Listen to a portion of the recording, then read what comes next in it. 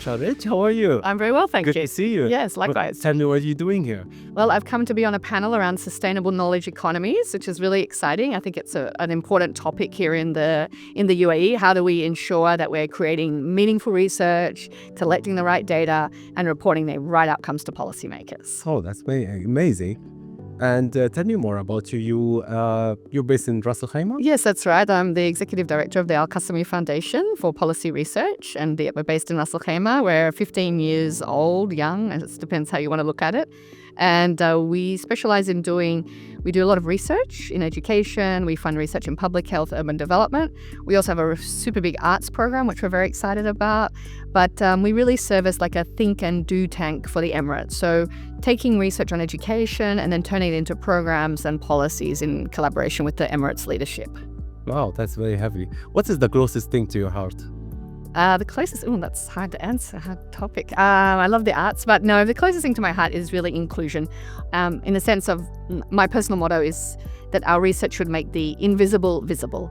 So we really have a strong focus on marginalized populations. It might be the elderly, it might be troubled boys or at-risk youth, as we call them. It might be people who are incarcerated. It might be women in certain situations as well. So wherever there are vulnerable populations, we're very interested in making sure that there's research conducted on them and that policymakers are able to see these areas that may be in blind spots typically. Amazing. And how do you empower them in listening to them, in creating programs? How do you empower that? So first thing we do is we like to know what is the actual problem. So for example, now we have a program exploring out-of-school children.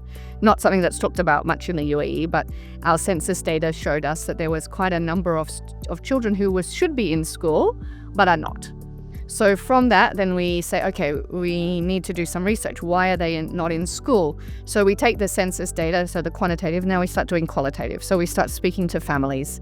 We start asking them, what's the problem? Well, how did you come to this situation? Is it an issue of visa? Maybe they overstayed. Or is it a question of just economics? They can't afford to send all their children to school.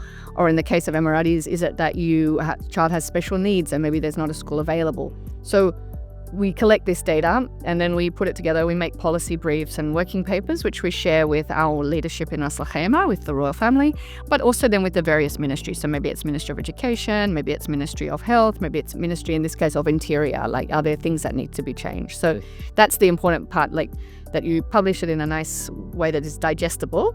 This is what we're talking about on the panel, but also that then something that policymakers can do something with. Like, nobody likes to be told, oh, you didn't do this and you didn't do that. They like to know, okay, this is an issue and this is how we could address it. All right, so you put the spotlight on the issue, and then you try to solve it on a higher level. We try to make some recommendations. So one area where that was successful was around, we were asked to do some research on the stray cats. If you live in the UAE, you'll see that there's a lot of stray cats, and they were concerned in Ras Al Khaimah about, we have too many stray cats. How can we reduce the numbers? What do people think about it? Do people think there's too many? Adoption. Yeah, adoption and trap, neuter, release. So I had to do a lot of research in an unfamiliar area. But we then took that was used to change and amend some of the practices at the Animal Welfare Centre. But then it further went to the Ministry of Climate Change, which also includes agriculture and animals, at a federal level, so a federal strategy. So it's that sort of way of working both locally at Ras Al Khaimah, but then taking it to the federal level and seeing how we can help promote better social and social policies, really, for the UAE. That's amazing. That's very wide, from cats to... It is. Yes, there is no topic with that's we won't touch if we're as long as just highlighting all these issues and bring them to...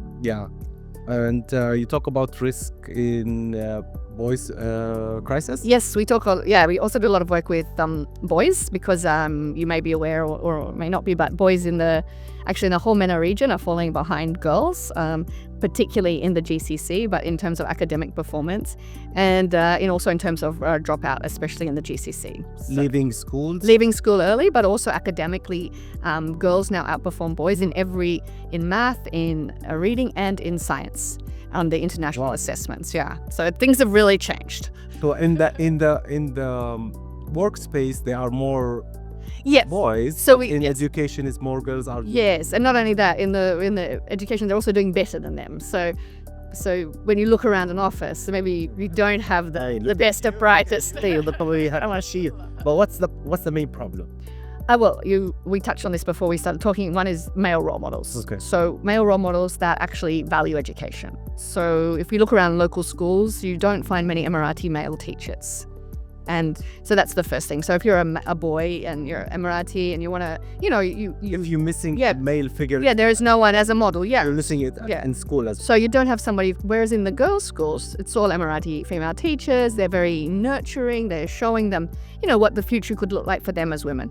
So we're missing these male role models. And also with the fathers too. Fathers are very busy, especially in Northern Emirates. They might work away from home, so they're only home on the weekends. So there's that real absence of father engagement, we would say.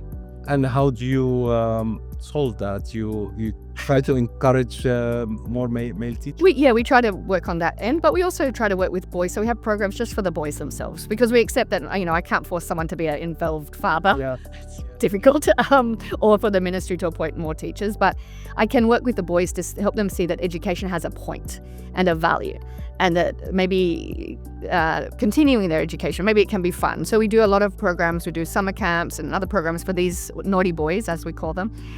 Probably that's not the right word, but So we need men empowerment now. yes, exactly, yes. And then they re-engage. So a lot of our students who came through these programs, they go on to university and really they have a very different perspective on life, a much more positive one on education too, that it can be fun, that they can do something meaningful, that they don't have to just do what their father did before them. Yes, that's very interesting.